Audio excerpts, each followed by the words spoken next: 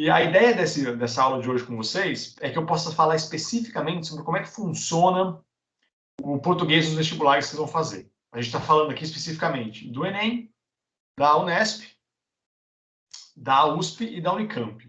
Eu vou falar dos 4 hoje, como é que são as provas de português deles, como é que são as redações deles, e como é que essas provas de português e redação pontuam. Vocês vão perceber que o valor que elas têm, né, o quanto elas ocupam na prova, vai mudar bastante. Em algumas o português vale mais, algumas ele vale menos, e a ideia é falar disso com vocês então. Bom, qual é a ideia dessa apresentação de vocês hoje? Eu vou falar como é que são as questões de português no Enem, na USP, na Unesp e na Unicamp. Vou comentar como é que são as redações, vocês vão perceber que elas são diferentes. E vou falar da pontuação delas. Então, primeiro a gente fala das questões, depois fala das redações, depois fala da pontuação. Vamos lá, começar. Vou começar pelo Enem, que é o mais conhecido. Eu estou imaginando aqui que vocês já passaram pelo Enem de algum jeito, ou fazendo simulado, ou fazendo a prova. Eu fazia o Enem todo ano. Ano passado eu não fui fazer, porque é da Covid, né? Não vale a pena sair de casa para quem não está prestando vestibular. Ocupar uma cadeira lá à toa. Mas eu venho fazendo Enem desde 2013. Faço todo ano lá, me matriculava, fazia a prova. Eu acho que é bem importante você sentir o drama de fazer a prova na hora. Uma coisa é resolver uma questão em casa, com tempo, com paciência. Outra coisa é ali, com o nervoso da prova.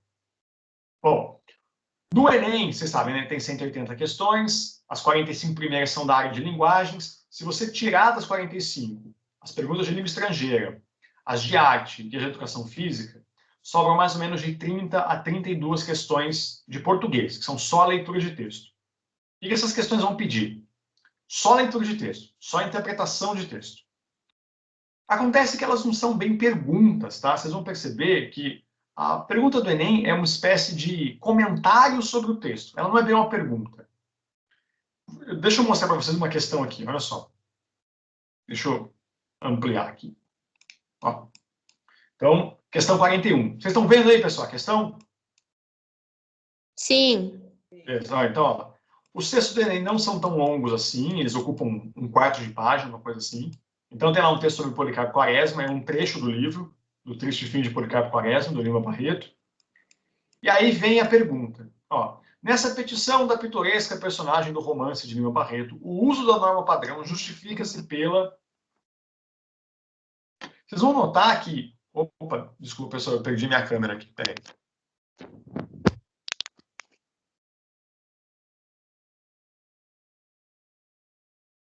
Um minutinho só. Vocês vão notar que isso aqui não é bem uma pergunta. Porque, ó, o uso da norma padrão justifica-se pela... É quase um complete a frase. Ele não está perguntando por que se usa a norma padrão. Ele está dizendo, a norma padrão justifica-se pela... E aí você precisa escolher qual comentário está mais adequado para a questão. Essa é uma diferença da prova do Enem para as outras provas. Essa ideia de que você julga o comentário. Você não responde uma pergunta. Ele não perguntou, por exemplo, foi usado norma padrão nesse texto? Não é isso. Ele diz que foi e quer que você comente sobre isso. Atualmente, eu vou dizer para vocês que eu ando meio de rabo com a prova do Enem. Assim, eu acho que ela não está legal. Porque eu acho que ela tem ficado cada vez mais complicada no desrespeito a vocabulário da prova. Tem questão dela que é um enigma puro, você não consegue entender as alternativas dela. E essa é uma diferença. Como ele está pedindo um comentário sobre o texto, né, sobre o pedaço que ele colocou, você tem que entender o texto e entender as alternativas. Então, uma interpretação enorme do texto e da pergunta.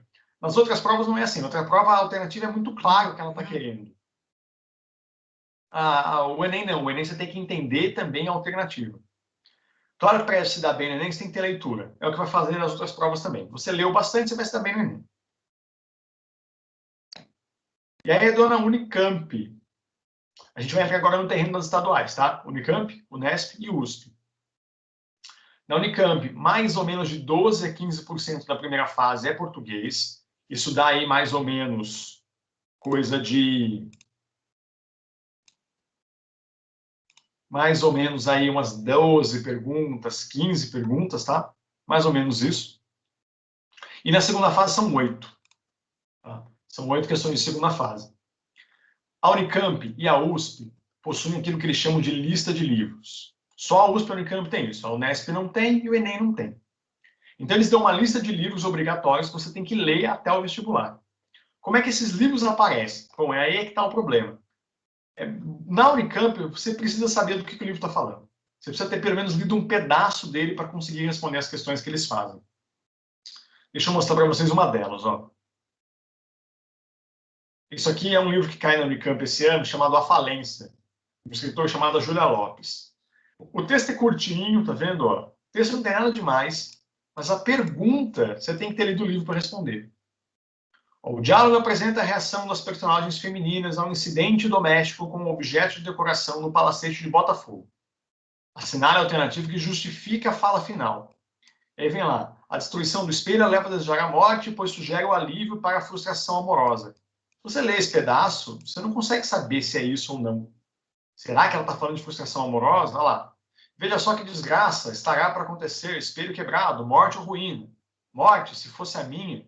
Você não sabe o que ela está falando isso. Só dá para saber que ela está falando isso se você tiver lido o livro A Falência, da Júlia Lopes de Almeida.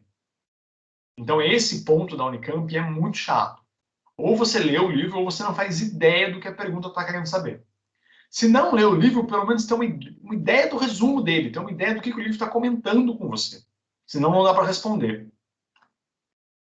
Deixa eu voltar aqui. Então, das 10 questões, 11 que caem na Unicamp de português em primeira fase, metade é sobre os livros. O legal da Unicamp é que os livros falam muito variados. Assim. Tem coisa mais clássica, tipo Camões, Padre Antônio Vieira, tem coisa mais recente. Tem um disco do Racionais MC que cai na Unicamp. Todo ano eles perguntam sobre esse disco, as letras do disco. Então é uma coisa bem eclética, mas tem que conhecer. Se você não conheceu eles, você não consegue responder a pergunta. Por outro lado, as questões que não têm a ver com o livro até que são fáceis. Tá? Elas vão... Aqui tem outro exemplo. Ó. Elas vão falar de interpretação de texto básica, com textos curtinhos, não dá muito trabalho. O que a Unicamp costuma fazer, às vezes, é dar questões com 2 textos. São 2 textos pequenos, mas ela vai pedir que vocês relacionem eles. Então, da Unicamp é basicamente isso. São 10 questões por aí, e metade é dos livros, e precisa conhecer os livros. E na segunda fase, eu não trouxe questão aqui, mas a segunda fase é mais tranquila. Ela não pergunta exatamente sobre os livros, embora use eles para fazer pergunta. E também são questões que têm a ver com texto, questões que têm a ver com interpretação de texto, não é nada muito complicado. O complicado da Unicamp é o resto da prova, tá? É a prova de matemática, a prova de física, de química. A de português não é tão complicada assim. E aí é da USP. Bom, na USP dá 18 a 20% da primeira fase, o que dá mais ou menos ali 12 questões, 14 questões. E na segunda fase são 10. Ela tem uma segunda fase maior de português. Bom, metade das questões da USP tem a ver com lista de livro. O pior da USP é que a lista de livro dela é maior do que a da Unicamp e não cai em todos. Então, eles dão 10 livros e aparece perguntas sobre 4, 5, o que é meio frustrante, assim. Pode acontecer de cair justo o livro que você não leu. Na Unicamp cai em todos. Todos eles têm uma pergunta. Na USP só cai alguns. É meio decepcionante isso. Só que às vezes quando cai na USP, não cai uma pergunta sobre o livro. Cai um pedaço do livro e eles fazem uma pergunta que você pode só ler aquele texto e você consegue responder. Não tem muito segredo, tá? Deixa eu fazer uma questão da USP para vocês. Olha só. A USP e a Unesp costumam colocar mais de uma questão... Desculpa, pessoal. Mais de uma questão por texto. Então, vocês estão vendo aqui, ó, texto para as questões 63 a 65. Deixa eu aumentar aqui. Olha só. Texto para as questões 63 a 65. Então, é o mesmo texto para mais de uma questão. Isso é bom na prova porque você economiza tempo. Se vocês fizerem o Enem, vocês sabem que tempo é uma coisa que pega muito nessa prova. Você tem um texto para cada questão, isso vai desgastar você com mais velocidade. Se você tem um texto para 3 questões, 4 questões, é mais rápido. Você faz a prova mais rápido. Que tipo de coisa a USP gosta muito de perguntar? Quando ela não está perguntando sobre os livros, a USP pergunta muito sobre aspectos do texto, do tipo, essa frase dá qual relação para o texto, ela dá qual ideia para o texto. Ou então, essa palavra aqui está no lugar de qual palavra do texto. Tem muito a ver com relação textual. Não é exatamente uma matéria que se estude, tá? Não dá para dar uma aula sobre isso. É uma coisa que lendo o texto você percebe. Se você for um bom leitor, você consegue notar essas coisas. Tipo aqui, ó. No fragmento, ao tropeçar, cravava sua própria adaga no peito. A oração em negrito abrange simultaneamente as noções de proporção e explicação, causa e proporção, tempo e consequência. Eles vão perceber que ele quer saber só isso aqui. Não há uma matéria que você estude. Se você perceber, pô, eu acho que nesse caso aqui, ela é tempo e consequência, tá? Quando foi que aconteceu o cravar a adaga no peito e depois que ele crava a adaga no... por quê, né? O que acontece depois? A consequência de ele cravar a adaga no peito. Então, aqui é tempo e consequência. Mas só de ler isso dá para saber, dá para entender. Você não precisa de um conhecimento muito grande de português. E aí, por fim, a Unesp. Na Unesp, a prova de português ocupa um espaço bem maior.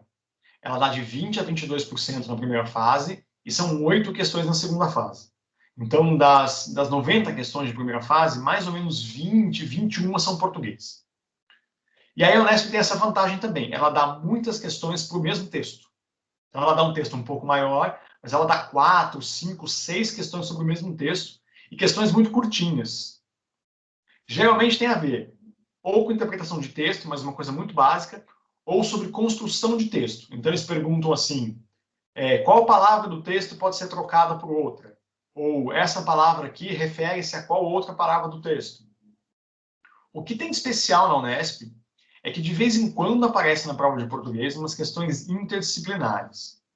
E aí, assim, é meio difícil de acertar essas questões, porque elas são muito complexas, elas mexem com muita coisa ao mesmo tempo. Faz 2 anos que eles já fazem isso. Teve um ano que eles colocaram uma questão em que eles colocaram uma coisa da geografia que chama pluviograma, que mostra o regime de chuva e de temperatura.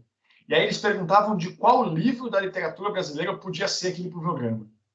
Então é uma coisa complicada, você tem que entender de que região do Brasil era aquilo, e depois entender qual livro das alternativas se passava naquela região. Era bem difícil responder isso. Mas são poucas, assim, não tem muita coisa, não. Uma questão básica da Unesp tem mais ou menos essa cara aqui, ó. Para responder as questões 7 a 10, então eles estão dando várias questões para o mesmo texto. Ele dá um texto. Olha só, essa aqui ela é interdisciplinar. Considerando-se o contexto histórico-social em que a canção foi composta, o verso "Vou para a rua e bebo a tempestade" sugere a ideia de manifestações populares que ocorreram no Brasil por ocasião. E aí ele pergunta qual que é o momento histórico que esse poema foi escrito. Como é que você vai saber isso? Você tem que dar um desperto. Você vem aqui e olha a data, ó, composta em 72. O que estava acontecendo em 72 no Brasil? Estado Novo não é, porque é Getúlio Vargas. João Goulart não é anos 50. Jagatajá, anos 80. Greve dos metalúrgicos, anos 80. É isso aqui, regime civil militar, na época da ditadura. Então, isso aqui é um exemplo de questão interdisciplinar. Essa é mais fácil, tá? Não tem tanto problema assim. Mas as questões da Unesp são mais curtas. Se vocês perceberem isso, então, deixa eu voltar para mim aqui. Opa.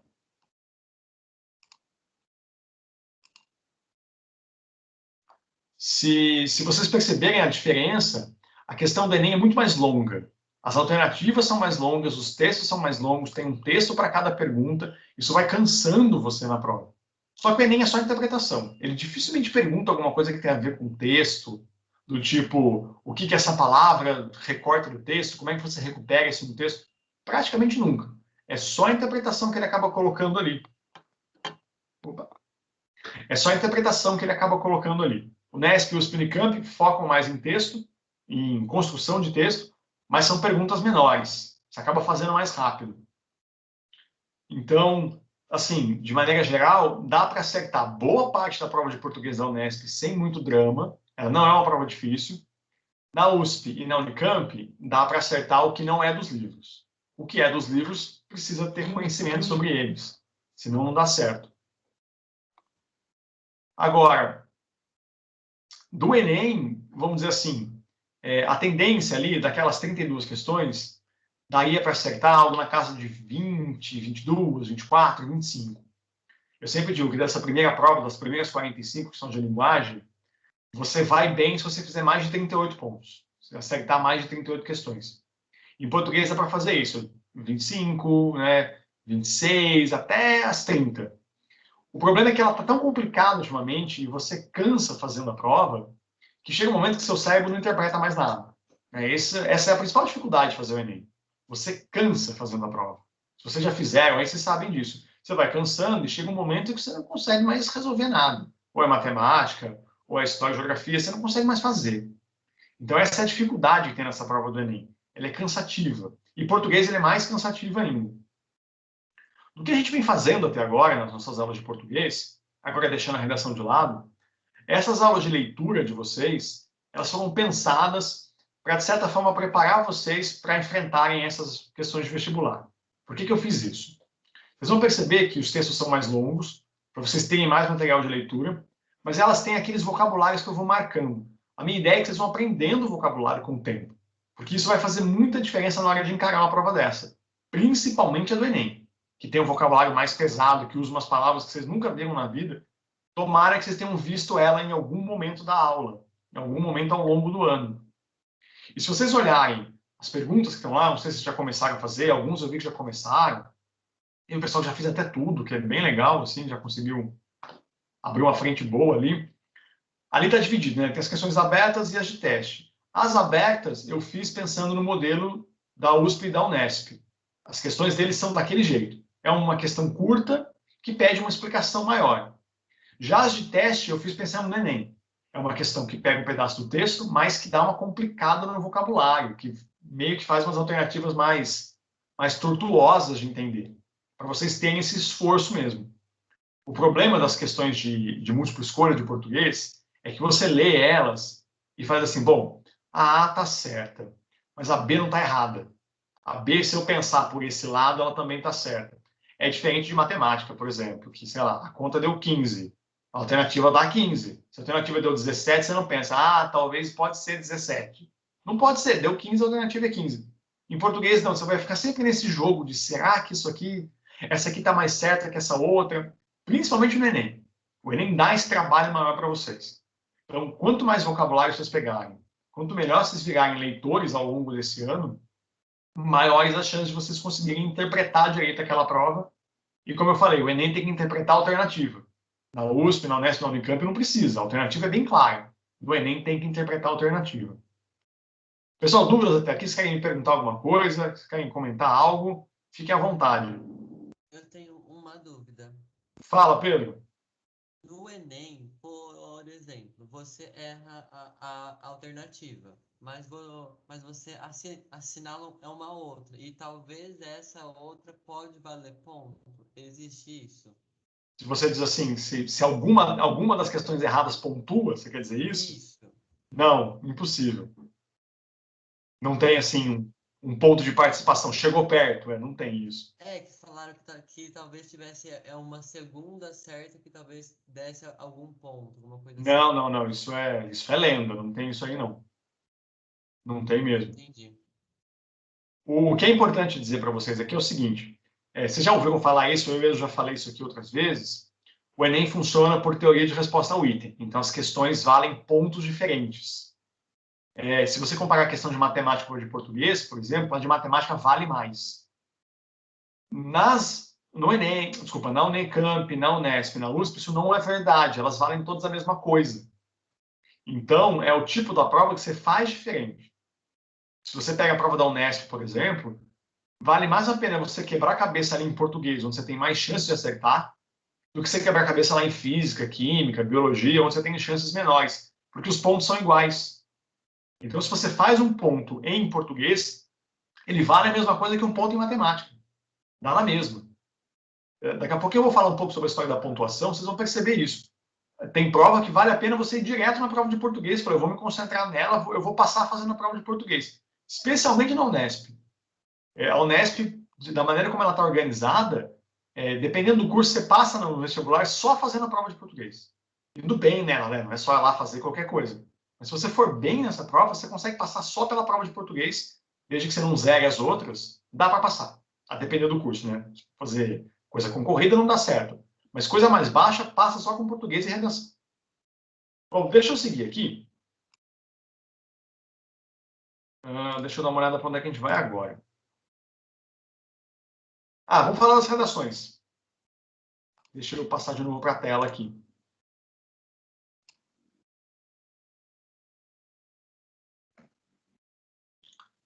USP, Unicamp, Unesp e Enem pedem redações de seus alunos. As redações são parecidas, mas não são iguais, e a do Enem é a mais diferente de todas. Embora a Unicamp também seja, mas a Unicamp é um capítulo à parte, a gente fala dela daqui a pouco, tá? Bom, o que vai ser especial na do Enem? O que é que vocês mais conhecem? O Enem tem como preocupação nas redações explorar temas de interesse nacional. Então, as redações do Enem quase sempre terminam com no Brasil, ou brasileira. Vocês estão vendo aqui no slide? Deixa eu aumentar aqui. Olha só. Isso aqui tem as edições de 2020 e as edições de 2019. Para quem está por fora, lembra que em 2020 teve 3 aplicações do Enem. Teve o Enem comum, teve a aplicação digital, lá para um grupo de pessoas que foram fazer teste, e tanto a digital quanto a comum tiveram reaplicação. Pessoa que estava com Covid, que faltou energia na escola, que a cidade estava no lockdown, teve reaplicação. Então, esse ano teve 3 temas de redação no Enem. No final, todo mundo participou do mesmo SISU, mas cada um fez uma redação diferente. Se vocês olharem os temas, vocês vão perceber o seguinte, ó. O principal, né, que foi o que a maioria das pessoas fez. O estigma associado às doenças mentais da sociedade brasileira. Eu falei bastante desse aqui lá nas videoaulas. O do Enem Digital foi o desafio de reduzir as desigualdades regionais no Brasil. E o da reaplicação, a falta de empatia nas relações sociais no Brasil. Vocês percebam, então, o brasileira no Brasil e no Brasil nos 3 temas. Em 2019, os temas eram o seguinte: democratização do acesso ao cinema no Brasil e combate ao uso indiscriminado das tecnologias digitais de informação por crianças. Esse aqui não era no Brasil, mas você subentende que é o Brasil, tá bom? Por que isso é importante? Porque esses temas do Enem que se preocupam com as questões nacionais, eles vão pedir a tal da proposta de intervenção. Só o Enem pede isso, tá bom? O único vestibular que pede proposta de intervenção é o Enem. O Unesp não pede, o USP não pede, o Unicamp não pede. Você não precisa pôr. O aluno às vezes pergunta, mas eu posso pôr se eu quiser? Você até pode pôr, mas a redação não pede isso, não tem a ver com o que a redação está pedindo. Vocês vão entender isso daqui a pouco. O tipo de coisa que eles querem na redação não comporta uma proposta de intervenção. Não é um assunto que precise de uma proposta de intervenção. Então, o Enem ele pede sistemas nacionais, e o que acaba acontecendo muito na redação do Enem é que ela é uma espécie de reportagem, uma mistura entre informação e opinião. Então, na coletânea do Enem sempre tem estatística de alguma coisa, né? Estatística do IBGE, estatística do PNAD, estatística levantada por um jornal, sempre aparece isso. E de todas as redações do Enem, da USP, da Unicamp, eu diria que a mais fácil de errar é a do Enem. Por uma questão muito simples. Como o Enem vem com esse monte de informação dada para vocês logo de cara, um monte de dados e tudo mais, é muito fácil fazer uma redação expositiva no Enem. Vocês escrevem um monte de informação que está na coletânea, um monte de explicação sobre os temas e não opinam. Porque ele é uma coisa meio genérica, né? Ó, as doenças mentais no Brasil. Então, o que acaba acontecendo? Aí vai falar do número de doentes mentais, do que é uma doença mental, de qual é o tratamento para uma doença mental, e não vai discutir o assunto. É fácil você se perder na redação do Enem no caminho da exposição. Do que eu já corrigi hoje, deixa eu voltar para mim um pouquinho. Do que eu já corrigi hoje para vocês, das redações que eu corrigi 12, 13 redações, a maioria delas tem esse problema da exposição. Então, fala lá o que é déficit habitacional, quantas pessoas moram na rua, quantas casas vão ser necessárias, e a redação fica nisso. Porque essas informações estão dadas, a gente fica com comichão de usar elas e acha que fazer a redação é só colocar aquilo ali. E não é, de jeito nenhum. Fazer a redação do Enem é colocar essas coisas e debater esses assuntos. E dizer por que esse número é alto, por que esse número é baixo, o que tem que ser feito para mudar esse número, qual é a causa dele, qual é a consequência dele. Essa é a ideia de fazer a redação do Enem. É pegar os dados, é para usar os dados mesmo, mas fazer alguma coisa com eles. Se você só coloca os dados, só escreve isso na sua redação, ela cai naquilo que o Enem chama de texto expositivo, que basicamente é uma redação que contou o que todo mundo já sabe. Ela não debateu nada. E aí, pessoal, texto expositivo, a nota não passa de 500 pontos. Lembra, né? A redação do Enem vai de 0 a 1000. Quando você faz um texto expositivo, ela jamais vai passar de 500 pontos, o que é uma nota ruim. Já me adiantando aí no papo da nota, o Enem vai de 0 a 1000, raríssimas pessoas tiram 1000 pontos, tá bom? Esse ano, se eu não me engano, foram 28 pessoas de um universo aí de 5 milhões de redações, 28 tiraram 1000 pontos. Então, uma coisa assim, é um raio que cai, mas não precisa fazer 1000 pontos. O ideal é conseguir ficar na faixa entre 700 e 800 pontos. Dá para chegar nisso sem precisar ser um gênio na redação, sem precisar comer redação o dia inteiro. Dá para chegar de 700 a 800 pontos. A minha meta com vocês é essa, inclusive. É conseguir levar todo mundo para casa dos 700 pontos. Do que eu estou vendo das redações que eu corrigi, a gente está começando na casa dos 500. 500 é a média nacional, tá? A média nacional de ponto no Enem na redação é 520, 530, uma coisa assim. Então, para efeito de passar em vestibular, 500 pontos não passa em lugar nenhum, porque é a média nacional. Você precisa de mais do que isso. Você precisa de pelo menos 600 pontos, para depender do curso, né? Para estar no jogo. O bom mesmo é 700, 800. Mas redação expositiva, essa redação que só coloca dados, ela fica parada ali em 500 pontos. Pode escrever lindo, pode botar as palavras complicadas, pode fazer o que quiser. Como ela é expositiva, ela para em 500 pontos, ela não sai daquilo ali. Deixa eu voltar lá para os temas, para vocês terem uma ideia disso. Perguntas, pessoal? Vão me parando aí. O chat aqui está quietinho. Professor. Fala. Deixa eu ver. Quem está falando comigo que eu não estou vendo? Rafaela, fala. Isso. As redações que você está corrigindo é de acordo com os critérios do Enem, né? No caso da redação do Enem. Deixa eu te falar como é que eu estou fazendo isso. O critério de correção... Deixa eu ver. Acho que saiu minha tela aqui. Deixa eu voltar para ela. Opa, que não abriu. Bom, eu vou olhando para vocês. Depois eu mostro. Até ano passado eu corrigi as redações exatamente pelo critério. Então eu repartia a nota em casinhas de 200 pontos e dava e pontuava as coisas lá. Eu pontuava, no primeiro critério você tirou 120, no segundo critério você tirou 80, tudo mais. Eu não gosto de corrigir redação assim, porque eu entendo que o texto tem que ser lido como um todo. Você não pode ficar quebrando ele em pedaços. Assim, é impossível você ter um texto que tem um bom uso de conectivos, mas não tem argumento. Não faz muito sentido você pontuar bem no critério 4, mas não pontuar bem no critério 3. Sabe? É como dizer que você fez uma comida que tem sal, mas está dura, sabe? Não combina uma coisa com a outra. Então, eu estou avaliando o texto como um todo, considerando tudo que o Enem avaliaria, proposta, coesão, se a argumentação está bem feita, se tem repetição de palavras. O critério de correção é o mesmo. Mas a nota vai de ponto inteiro para ponto inteiro, tá? Então, ela vai sair 4, 5, 6, 7. Se você fosse comparar com o Enem, imagina que ela vai ficar naquela faixa. Então, se a sua redação tirou 6, por exemplo, imagina que no Enem ela daria ali 5.8, 6, 6.2, 6.4. Tá? Porque nesse momento eu estou mais interessado em ver se vocês conseguem construir argumentos direito. Lá para frente a gente pode fazer uma pontuação quebradinha, para dar uma coisa com mais rigor. Mas ela daria nessa faixa, tá bom? A ideia minha é fazer isso. O critério é o mesmo. O critério de correção de todas elas é igual, pessoal. Da Unesp, da USP, da Unicamp, é tudo igual. É ver se a argumentação está bem feita, se o texto é coeso, se o português está correto. O único que muda é que o Enem pede a tal da proposta. E ele pontua lá 200 pontos nela. O restante é tudo igual. Então, correção por correção vai dar na mesma, tá?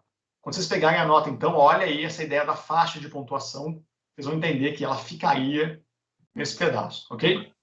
Entendi. Deixa eu voltar para cá, então. Eu acho que eu consigo mostrar. Peraí.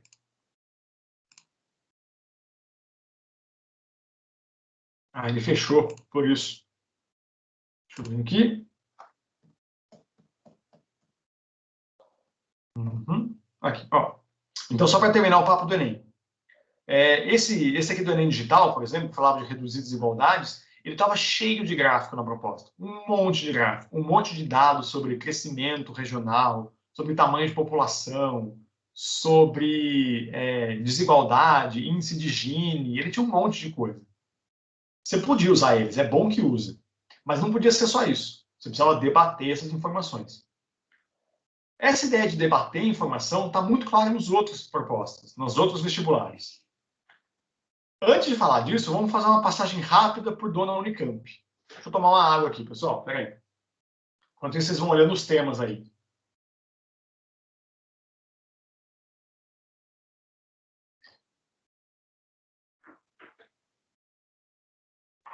O que a Unicamp fazia até 2019?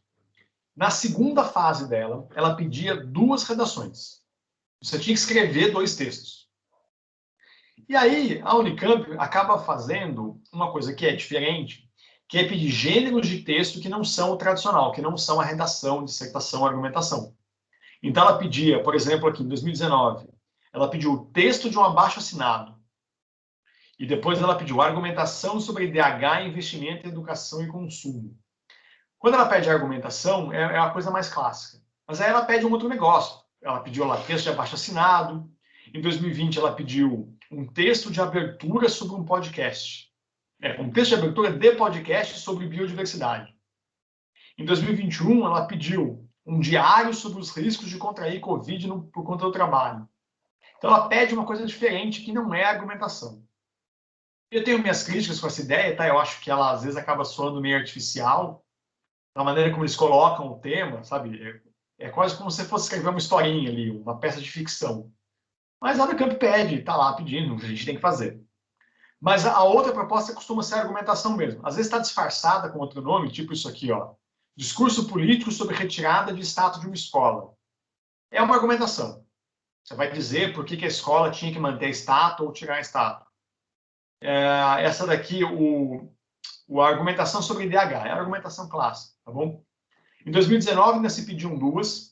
De 2020 em diante, eles dão as 2 propostas e você escolhe uma só. Então, a partir de 2020, a Unicamp passou a pedir só uma redação, embora ela dê as 2 propostas. Você pode escolher qual você vai fazer. Então, quem for prestar a Unicamp, ou vai na coisa mais tradicional, que é escrever a argumentação, que eles vão pedir, ou vai numa outra ideia, num outro gênero, escrever o abaixo-assinado, a abertura do podcast, a crônica e tudo mais. Tá? Pedro, o que é micromachismo? Deixa eu te contar. Nessa redação da Unicamp, de 2019, 2020, era uma proposta que falava o seguinte: ele pedia que você escrevesse uma crônica em que você relatasse um caso de micromachismo. Se chama de micromachismo atitudes pequenas do dia a dia em que o machismo acontece. Por exemplo, eles davam um monte de exemplos. Né? Eles falavam assim, que você perguntar a um amigo seu, por exemplo, você ficou tomando conta das crianças hoje, então hoje você ficou de babá? É um exemplo de micromachismo, porque você está insinuando que o papel de cuidar da criança é exclusivo da mulher, e que o homem, quando cuida, está fazendo o papel de babá. Ou então, quando você fala, na minha casa eu ajudo a minha esposa, você está insinuando que o trabalho de casa é só da sua esposa, que a profissão dela é cuidar da casa. Então, quando você ajuda, você está fazendo um trabalho que não é seu. Tá? Essa é a ideia do micromachismo. E essa redação pedia isso. Você tinha que relatar um caso de micromachismo e dizer o que você sentiu naquele momento. Como eu falei, é um lance meio de ficção às vezes, porque se você fosse um homem escrevendo aquela redação, você teria que fazer isso também. Eu não entendi muito bem se você podia relatar um caso seu praticando micromachismo, ou se você tinha que assumir o papel de uma mulher sofrendo micromachismo. Não sei se estava muito claro na redação. Mas ali a pessoa não precisava contar a verdade, né? Ela podia inventar uma história e fazer a redação dela. Então tem hora que eu acho que soa meio artificial, meio forçado, assim. Mas está lá, né? Vocês vão perceber que naquelas atividades que eu passei para vocês também, as de leitura, eu quis ir um pouco nessa direção também. Aquela quinta pergunta sempre vai pedir para vocês escreverem um texto de outro tipo, que não seja só argumentação. Então, eu não estou lembrado, a primeira pedia lá para vocês escreverem, né? O texto lá dos Nascerema, pedia para descrever uma situação humana por outro viés, né? Como se fosse uma coisa estranha. O segundo pedia um poema, né? Quantos anos faz que eu não peço para o aluno escrever um poema em aula? É legal escrever, é bom para vocês treinarem isso. E vai aparecer mais coisas, tá? Vai aparecer para escrever narrativa, vai aparecer para escrever paródia, para vocês treinarem outras coisas também, não só a dissertação. Ok? Bom, deixa eu tocar aqui. Então, esses aqui são os textos da Unicamp. A USP. A USP tem uma tendência a colocar textos de natureza filosófica. Então, não são questões muito simples de entender logo de cara. Se vocês olharem os temas aqui, vocês vão notar isso. Olha só. Em 2019, de que maneira o passado contribui para a compreensão do presente. 2020, o papel da ciência no mundo contemporâneo. 2021, o mundo contemporâneo está fora de ordem. Deixa eu pegar essa aqui de 2021. O tema da redação é esse. O mundo contemporâneo está fora de ordem. Deixa eu voltar para mim. Percebam que o que é difícil da redação da USP é que, como ela dá um tema filosófico aberto, você precisa encontrar um recorte do tema. O que é isso? Nessa hora vai vir uma porção de ideias na sua cabeça. Você pensou, o mundo contemporâneo está fora de ordem? Bom, o que está fora de ordem no mundo? As doenças, as guerras, a desigualdade, a exploração tecnológica. Você vai pensar num monte de coisa. Não é para falar de todas elas na redação, é para falar de uma. Isso chama recorte de texto. Você pega um pedaço do assunto e fala só dele. A dificuldade da redação da USP é você se perder e querer falar de tudo. Então, o mundo está fora de ordem, aí você começa, as fake news destruíram o mundo. Aí depois, a Covid fez mal para o mundo. Aí depois, a exploração de trabalho destruiu o mundo. Você fala cada hora de uma coisa diferente. Isso vai destruir com a sua redação. Tem que escolher uma parte desse assunto para falar sobre ele. Então, quando o tema é aberto, a primeira coisa que você tem que fazer é o recorte. Não que os outros não façam isso, tá? O Enem tem que fazer recorte também, o Unicamp também tem que fazer, mas na USP isso é muito claro.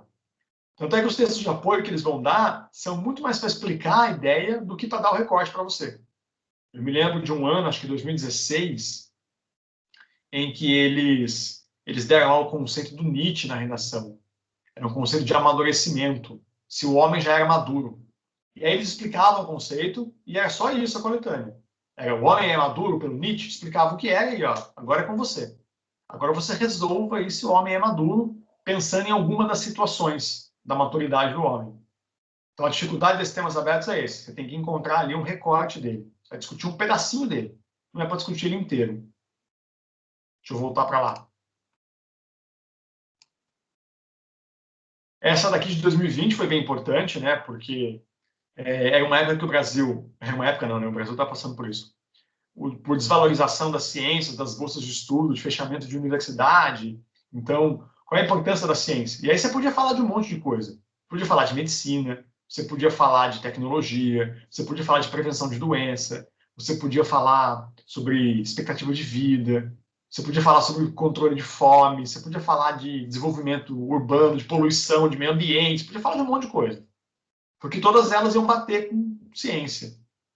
Você pensa, por exemplo, vamos falar de meio ambiente. O que meio ambiente tem a ver com ciência no mundo contemporâneo? Bom, é a ciência que vai salvar o meio ambiente de ser degradado. Esse é o recorte de que você falaria na redação. A de 2019, de que maneira o passado contribui para a compreensão do presente. Também é um tema muito aberto. Vocês devem conhecer uma frase do Karl Marx, que aparece muito em redação, que é aquela ideia de a história se repete como farsa. E tem uma outra frase, que eu não vou lembrar de quem que é agora, que diz... quem não conhece sua história está fadado a repetir, a fazer ela de novo. Então, essa é a ideia de, se você ignora erros do passado, você vai cometer eles de novo. E aí você tem, de novo, uma série de situações no mundo que você podia usar de exemplo para falar de erros do passado que acontecem de novo. Então, ela vai abrir esse leque e você escolhe um pedaço. Por fim, da Unesp. Eu acho que de todas elas, a da Unesp é mais clara no que ela está pedindo. E eu acho também que é a mais fácil de fazer. Daqui a um pouco vocês vão perceber como eu acho que fazer a Unesp é a coisa mais fácil que tem. Mais fácil que tem, não, mas comparado com as outras é a mais fácil. A Unesp quase sempre coloca o tema da redação em forma de pergunta. Então, olha 2018. O voto deveria ser facultativo no Brasil? 2019. Compro, logo existo, né, que é a frase do Voltaire lá, penso, logo existo. 2020. O carro será o novo cigarro? Por que é legal que eles coloquem o tema como forma de pergunta? Porque ele deixa claro para você que você tem que dar uma resposta. Você tem que se posicionar. Então, o carro é o novo cigarro? Sim ou não? Ou alguma coisa ali no meio, alguma coisa, um pé lá, um pé cá. Mas você tem que dar uma resposta. A chance de você fazer uma redação expositiva na Unesp é muito menor. Porque quando você lê o tema, você pensa, pô, eu acho que sim, eu acho que não. E aí, automaticamente, você já cria esse argumento na sua cabeça. Então, é mais fácil construir um argumento quando a pergunta está mais clara. Pensa bem, pessoal. É diferente o tema ser o voto é facultativo do que o tema ser assim, a democracia no Brasil. A democracia no Brasil é uma coisa mais ampla, você vai ter números de voto, tudo mais. A pergunta, o voto é facultativo, é sim ou não? Ou depende, sabe? Você tem uma opinião clara para dar nesse assunto. Eu me lembro que a Unesp não era assim antigamente, ela ficou assim agora. Eu lembro quando eu prestei a Unesp lá em 2004. Vocês estavam engatinhando e eu estava lá prestando vestibular. Eu lembro que o tema da minha redação foi a tortura. Mas aí não era uma pergunta, não era se você era a favor ou contra a tortura, né? Obviamente, não era sobre isso. Era sobre como a tortura deveria sumir da humanidade. Então, de novo, era um tema mais amplo. Esse aqui de 2020 é bem legal porque ele falava da ideia da poluição, de que a gente pode entender o carro no futuro como um luxo pessoal que faz mal para o nosso redor, né? Faz mal para si, faz mal para o meio ambiente, faz mal para os outros. Então, será que a gente vai abandonar os carros? Será que a gente vai parar de andar de carro? Essa é a ideia da redação da Unesp. Não tem a de 2021, porque vocês sabem, não teve ainda a segunda fase. A Unesp teve um problema muito sério para aplicar as provas de segunda fase dela esse ano, 2021, e está suspenso. Né? Não teve vestibular de segunda fase ainda, não chamou ninguém, ficou tudo parado. A USP e a Unicamp já chamaram, o Enem já chamou, e a Unesp parou. Né? Espero que dê tempo de ter a segunda fase antes da prova de vocês. Deixa eu voltar aqui para mim, então. Perguntas, pessoal, até aqui? Eu vou aproveitar para tomar água enquanto vocês me perguntam. Professor, Oi? por exemplo, naquele tema de 2020 da Unesp, Uhum. eu poderia responder sim ou não para aquela pergunta. Na hora de avaliar, eles vão avaliar a minha opinião sobre o assunto ou eles vão avaliar só a minha argumentação sobre o meu ponto de vista? Então, é bom você perguntar isso, né? Olha só. A opinião que você vai dar, obviamente, ela está restrita ao que você, adolescente, jovem, consegue pensar naquele assunto. Ninguém está esperando numa redação que vocês resolvam o mundo, que vocês tenham uma sacada do Zygmunt Bauman. Ninguém está imaginando isso de vocês. Então, as redações estão muito mais preocupadas em ver como é que vocês constroem esse argumento do que na qualidade dele. Claro que se você construir um argumento que é uma bobagem, que é uma coisa que não tem sentido e for bem escrita, ele vai ser invalidado, sua nota vai ficar mais baixa. Mas a preocupação maior é sim com a maneira como ele é construído. Então, eu até falei isso numa videoaula, eu já coloquei ela no ar já, mas eu não sei se, acho que vocês não viram ainda, né? Depois eu deixo lá o link para vocês verem. Basicamente, a argumentação é, você dá uma informação e opina sobre ela. E conclui alguma coisa sobre ela. Se você concluir uma coisa que é absurda sobre ela, o seu argumento não existe. Ele não vai dar certo.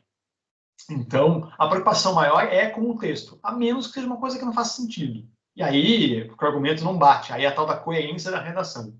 Ele não faz sentido, mas principalmente é como ele é construído. Palavra de contato, se você expõe a informação de maneira clara, tá? Então vai mais nessa direção. Mais alguma coisa, pessoal? Entendi. Tudo ok? Ninguém quer saber nada? Perguntem, não tem problema.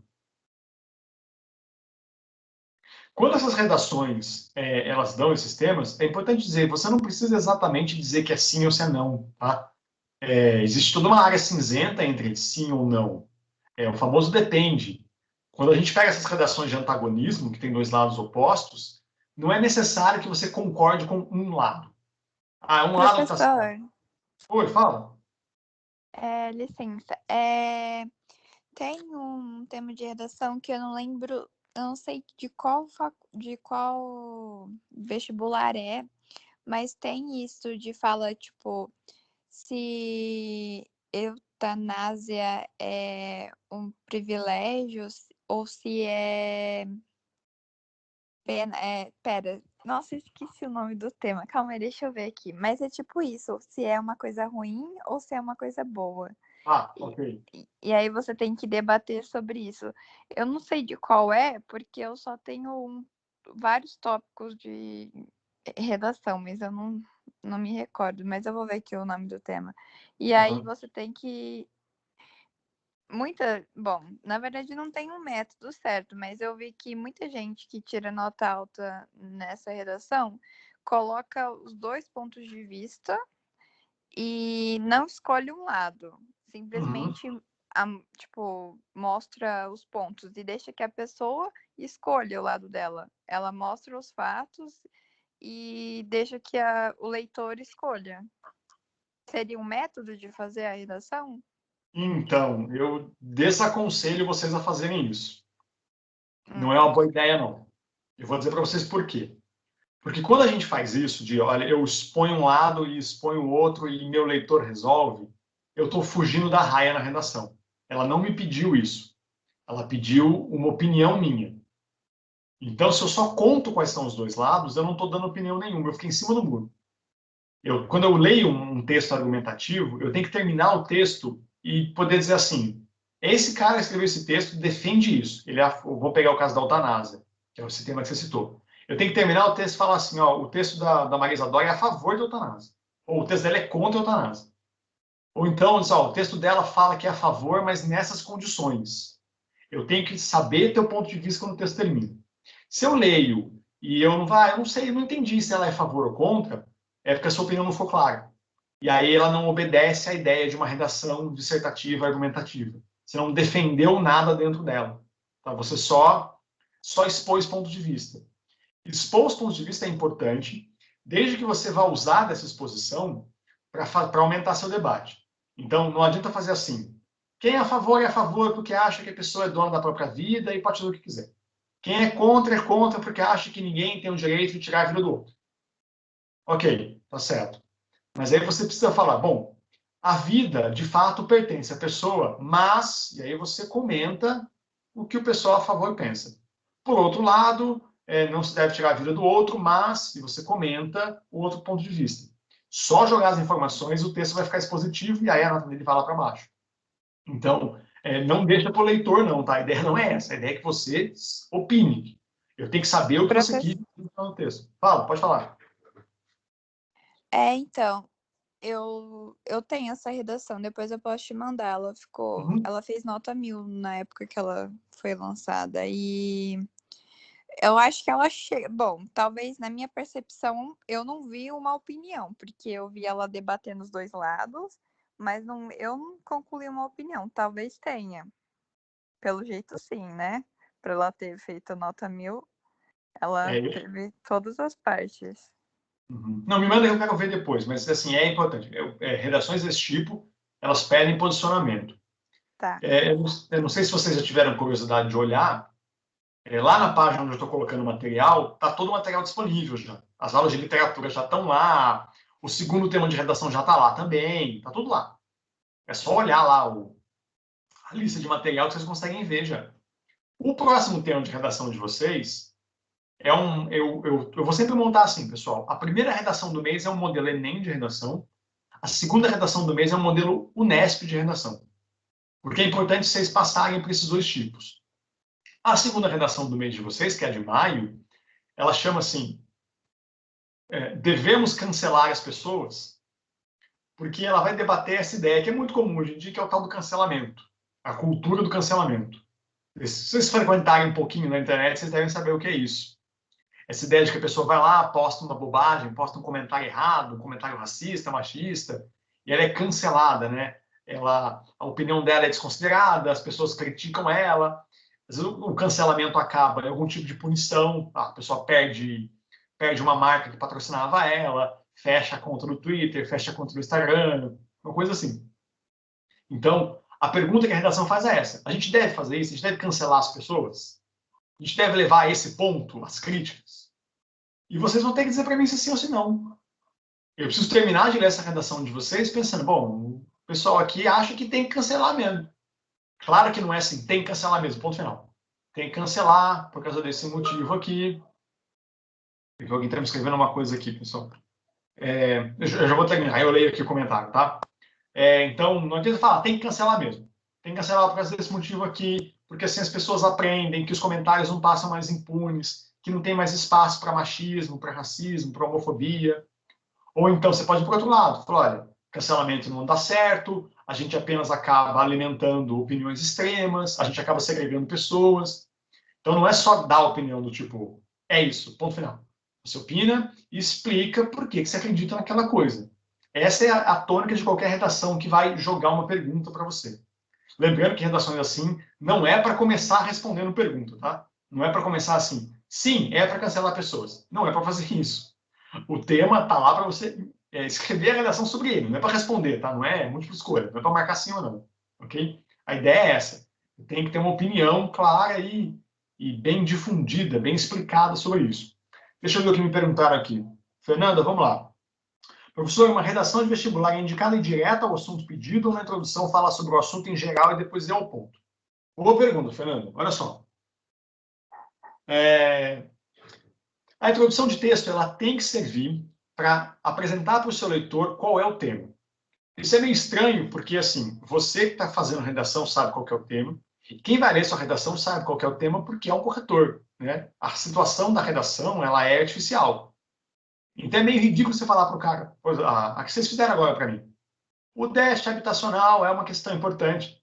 Eu sei que o tema é déficit habitacional, foi eu que fiz a redação, então eu sei. Mas vocês precisam colocar aquilo imaginando um leitor que não sabe do que você vai falar. Então, boa parte da introdução é pensada para você contar qual que é o tema. E mais do que contar qual que é o tema, contar por que ele é importante. Por que você vai falar daquilo? Por que esse assunto é relevante? Por que a gente tem que ler o seu texto? Se vocês lerem qualquer redação, ela sempre começa com algo assim. O tema do déficit habitacional no Brasil é uma questão fundamental nesses tempos de desemprego e crise econômica. Então, eu estou contando ali logo de cara que tem um problema, que a gente precisa discutir sobre déficit habitacional. Então, você começa assim contando ele, e ali, indo adiante na redação, na introdução, você já fala, olha, nós vamos discutir então esse tema sobre o aspecto da desigualdade econômica, sobre o aspecto da ausência de serviços, tá? É nessa direção que você tem que ir. Então, precisa sim, tá? Você precisa sim começar falando sobre o tema. Você precisa começar explicando qual é ele. Especialmente se for um tema que for algo menos óbvio.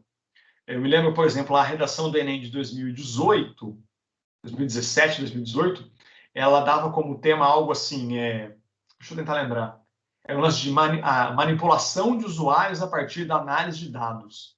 Você precisa explicar o que é isso. Então, explicar o conceito de manipulação de dado por análise, por pegar grandes dados, o que eles chamam de Big Data hoje em dia. Né? Você pega um monte de dados, vê de onde é que ele entra, que horário ele acessa, que página que ele curte. Você precisa explicar o que é isso antes de começar a fazer a redação. Você tem que imaginar um leitor que não sabe qual que é o assunto. Então, começa assim explicando, tá? Começa dando um panorama geral do assunto. Se vocês viram lá as aulas de introdução, lá tem as maneiras, né? Pode ser por histórico, pode ser por definição, pode ser por antagonismo, quando cabe, tá? Mas comece explicando, sim. A introdução, ela é pensada para quem não sabe qual é seu texto. Ok, até mais. Tchau, Pedro. Então, a introdução é isso, tá? Pessoal, estou caminhando para o fim já, tá? Vocês devem ter mais coisa para fazer aí. Tem que jantar, tomar banho, dormir, fazer matéria atrasada. Eu estou caminhando para o final, tá? Bom, em termos de pontuação, deixa eu voltar aqui para vocês o slide. Como é que é a pontuação dessas provas? O quanto elas pontuam? A prova de redação do Enem vale mais ou menos 20% da nota. Por que é mais ou menos?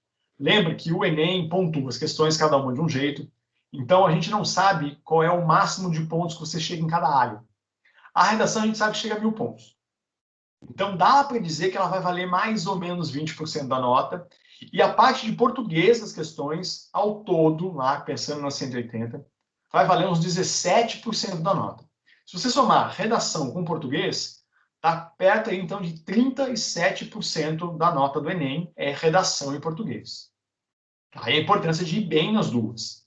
Claro, você não vai aceitar todas as questões de português, é impossível fazer isso. E não vai tirar 1000 na redação, é muito difícil. Mas atingir ali 70% de pontuação, 75% é viável, dá para fazer, não precisa de muito. Não precisa ser um gênio do português para fazer isso. Então pesa bastante. E aí lembra que lá no SISU, dependendo da carreira, a prova de português, de redação, podem valer mais do que as outras. Se você seguir uma carreira da área de ciências humanas, da área de linguagens, a prova de português vai valer mais para você. Então é uma prova que tem que se concentrar nela. A Unicamp faz por média de questões, então elas meio que valem todas a mesma coisa. Mas na segunda fase, se você somar português, as perguntas e a redação, dá 25% da nota. Na USP, a primeira fase dá mais ou menos 20% da nota, só as perguntas de português. E a segunda fase, a prova de português mais a redação, vale metade da nota. Então, isso aqui é bem importante. Quem for prestar FUVEST, capriche nessa prova de português. É uma prova só, é um dia só para português. Tem 10 questões de português, mais a redação, e aquilo ali vale metade da nota. Então, acertar tudo é complicado, mas dá para fazer, de novo, 60%, 70%. Por fim, na Unesp, primeira fase vale 20% da nota.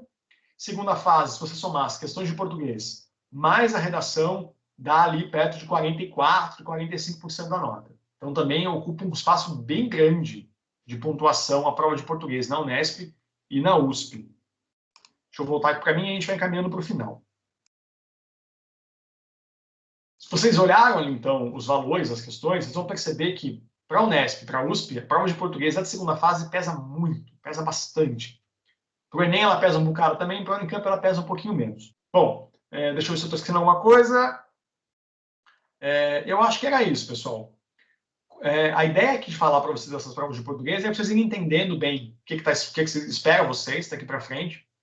E, acima de tudo, vocês perceberem que o que eu estou montando esse ano para vocês tem tudo a ver com as provas. Tá?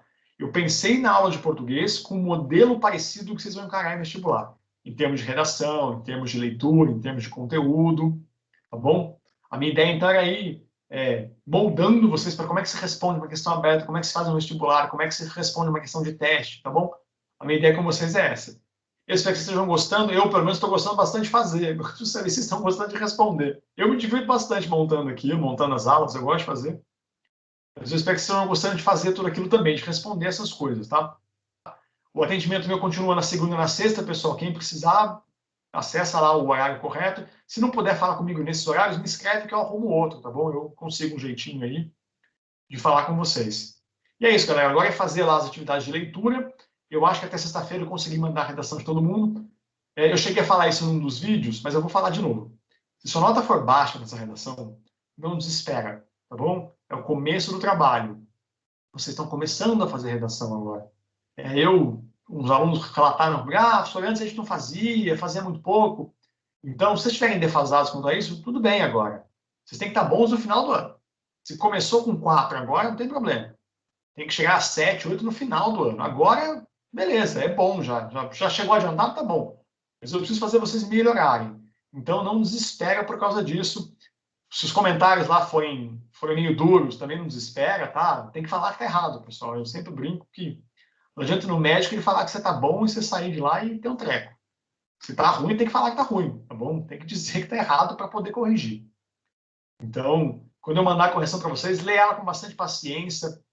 Se você puder, inclusive, se você tiver tempo para isso, reescreve esse texto que eu vou mandar para vocês. Porque aí você faz esse trabalho aí de refacção de texto, essa ideia que o professor deu, deixa eu ver como é que eu consigo desenvolver ela, tá bom? É a sugestão que eu deixo para vocês, tá? E vamos fazendo a atividade de leitura, logo abre a segunda redação, 2 semanas, fica à disposição, certo? Alguma dúvida, pessoal? Alguma pergunta para mim antes de terminar? Prof, eu Professor. queria... Ai, desculpa, pode falar. Não, pode falar. Certeza? Pode, depois eu falo. Então, na redação do Enem, quando a gente faz a conclusão, é fácil ocupar linha, né? Não que tenha que ocupar linha, mas quando você faz uma proposta, você vai buscar aí no mínimo umas 3 linhas. E aí, quando eu fui fazer a redação da USP, foi uma dificuldade para mim como que eu concluí aquilo. Porque se a gente fizer uma frase inicial, uma frase final de conclusão, é fácil, mas aí eu preciso retomar o que eu falei. Então, nas redações que não são modelo de Enem, essas que são que não tem que apresentar proposta, a conclusão é uma espécie de apanhado do texto. Então, a conclusão numa redação dessa é quase um resumo do que você já expôs. Basicamente, resumir o que você já escreveu e encerrar com algum tipo de, vamos dizer assim, de frase mais forte, de alguma coisa que marque o final do texto.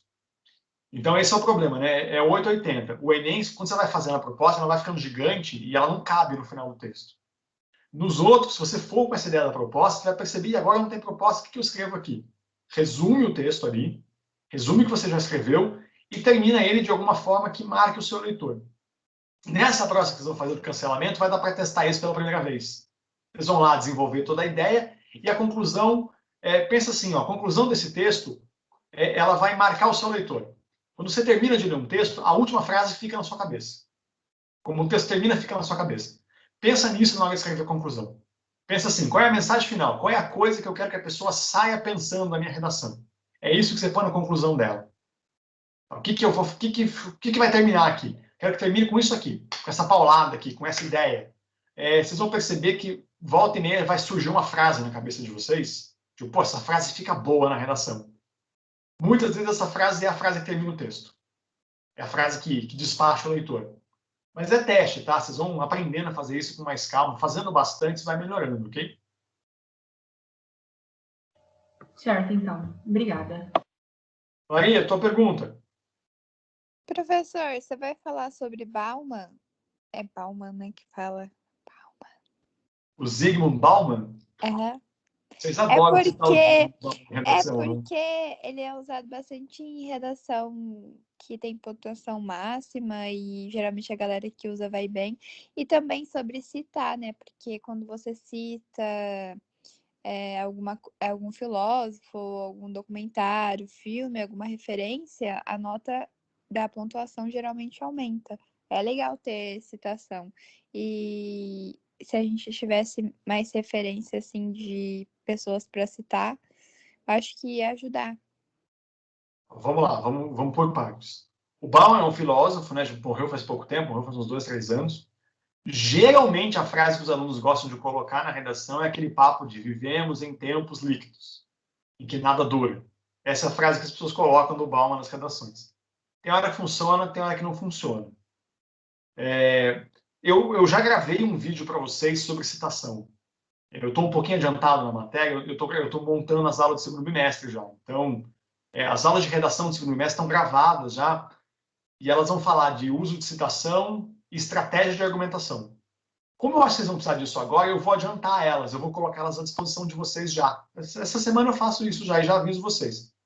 Porque usar a citação em redação, de fato, é bem legal, é bem importante, sobe pontuação, só que tem que fazer direito, porque senão, quando você usar a citação, ela fica parecendo um enxerto na sua redação. Ela parece que você colou uma coisa na redação que podia tirar. A citação, a estatística, o exemplo, eles têm que ser parte da argumentação. Você tem que ler aquilo e pensar assim, pô, ele está desenvolvendo um argumento a partir da fala, e não que a fala está ali para enfeitar. Isso é muito comum. O aluno, vou citar o Bauman, vou citar aqui Aristóteles, vou citar Só Sei Que Nada Sei do Platão, uma coisa assim. E aí bota aquilo no texto como se aquilo fizesse mágica. Se não tiver bem usado, é perda de linha. Se não tiver bem relacionado com o seu texto, não tiver bem explicado, é perda de linha. Eu vou disponibilizar esse vídeo já para vocês, tá? Lá tem uns exemplos do que você faz com as citações, porque aí você tem que tomar esse cuidado. Mas vale a pena sim. Uma ideia que eu estou dando para vocês aqui é justo isso. Esse monte de texto que vocês vão ler nas aulas de leitura também é para vocês tirarem citação. Para vocês aprenderem coisas ali e falar, pô, isso aqui cabe nesse texto que fala desse assunto. Essas que são frases feitas, tá? Do Bauman, do Aristóteles, do Voltaire, citação da Constituição, vale, tá, pessoal? Não é ruim. Mas toma cuidado que às vezes na vontade de botar uma citação, você põe uma citação que não tem nada a ver com o texto. Mas nada a ver com o texto. E aí isso prejudica o seu texto, porque aí ele para de fazer sentido, né? Ele para de ser lógico. Ele para de seguir um fluxo de raciocínio. Das que eu li até agora, algumas têm esse pecado, sim, de vou botar uma citação aqui porque é legal, mas não faz sentido nenhum com o texto. Tá? Não combina com o texto em momento nenhum. Então eu risco falar, isso aqui está no lugar errado. Tá bom?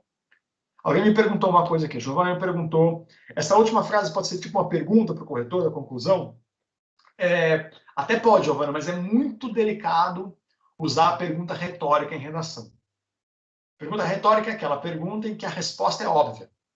Você até pode terminar a redação com uma pergunta retórica, só que você tem que garantir que a resposta está clara na redação. Então, vamos pensar essa do cancelamento que vocês vão fazer. Dá para terminar com pergunta retórica? Dá. Mas aí, quando eu ler seu texto, eu tenho que saber assim, essa pergunta já foi respondida pelo texto. Eu já entendi o que é que o meu autor quer dizer com isso. Então, dá para terminar com pergunta, mas é um expediente meio delicado, tá? É uma coisa para tentar fazer, mas eu digo assim, tenta aqui comigo, tá? Tenta aqui que não tem risco. No vestibular, se você estiver muito seguro para fazer um negócio desse, porque é um expediente bem delicado, tá bom? Acima de tudo, pessoal, redação é um jogo de construir argumento, mas também é um jogo de repertório, de sabedoria. Vocês precisam saber muito sobre o mundo. Então, essa redação mesmo da habitação, vocês sabiam desse tema? O que vocês sabiam dele? Por que eu escolhi esse tema para vocês? Alguém ia falar uma coisa, pode falar. Era eu. É porque eu citei. Agora eu tô com medo de estar totalmente errado e tá péssimo. Agora eu tenho que esperar a correção. Mas, enfim, eu cheguei a citar... Bom, eu citei filósofo e citei Constituição.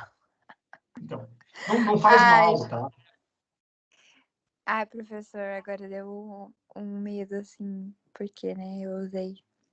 Mas eu cheguei a usar na parte da intervenção, que eu falei que a Constituição garantia direitos para todas as pessoas iguais, alguma coisa assim. Então, eu usei nesse repertório. Nossa, o professor fez uma cara. Sabe por quê? Dificilmente é legal você citar alguma coisa na conclusão. As citações, elas cabem melhor ou para introduzir o texto ou como parte do argumento. Conclusão não é lugar de informação nova. Porque quando você bota uma informação nova na conclusão, parece que o texto vai continuar dali. Acontecia muito, deixa eu pegar um pedaço de papel para vocês verem isso aqui. Quando a redação era feita em papel ainda, acontecia muito de eu estar lendo redação de aluno, eu fazia assim, ó, eu ia lendo, lia, aí depois eu fazia assim. E via que não tinha nada escrito. Os alunos falavam assim para mim, o senhor não gostou da redação. Eu falei, não é porque eu fui lendo, eu achei que ela continuava pelo que você estava escrevendo. Eu não senti que seu texto acabou. Aí eu falei, o texto continua, aí você olha do outro lado, não tem nada. Então, a conclusão de texto não é porque é o último parágrafo que ele acabou. Ele tem que parecer uma conclusão. Você tem que ler e falar, bom, o texto acabou aqui. Eu não sinto que ele continua. E aí, botar citação nessas horas é meio delicado, porque dá a impressão que ele vai continuar. Tá?